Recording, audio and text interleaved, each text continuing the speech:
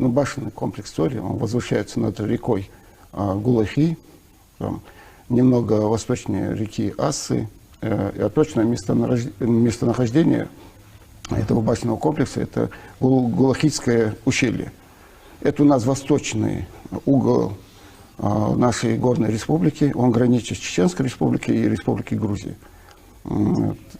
Сам объект находится сам комплекс находится на высоте 1170 метров над уровнем. В августе 2022 году русло реки, там после продолжительных дождей русло реки как бы обточило этот берег, и сам склеп, один склеп, он половина обрушился, ну, частично обрушился, и после проведения спасательных работ там были выявлены были более 200 останков людей и целый пласт этнографического там, вот этих находок.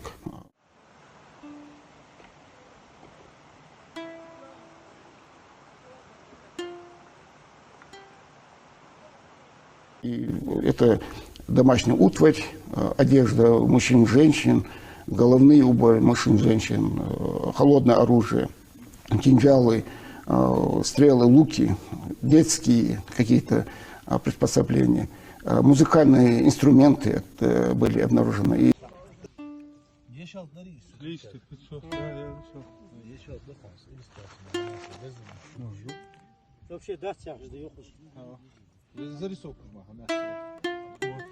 Они уже настоящие должны. Да. Нижний ярус. Достаточно много, да, очень получается, много предметов быта. И самое, что вот для этнографов больше всего ценность представляют курхарцы.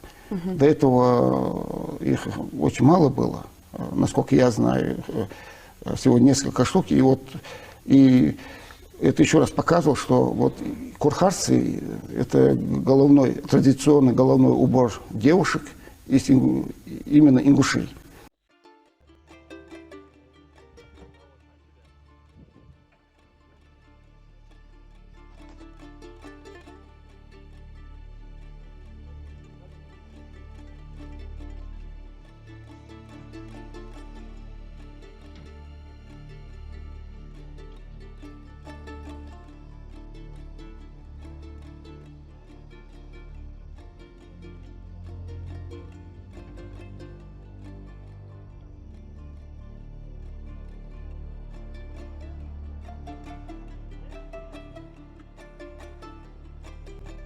На Кавказе курхарцы, кроме ингушей, нигде больше не носили.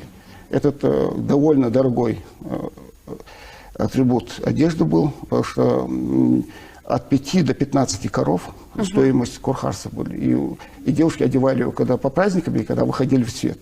Поэтому вот это обрушение склепа дало очень много материала для наших этнографов, историков, археологов. Там и наш археологический центр Крупного провели необходимые работы. Наши сотрудники ряд журналов, публикаций сделали по этим объектам, найденным артефактам. Поэтому Цори нас всегда удивляло. Вот, там очень много еще, если дальше... Не исследовано много. Очень много не исследований.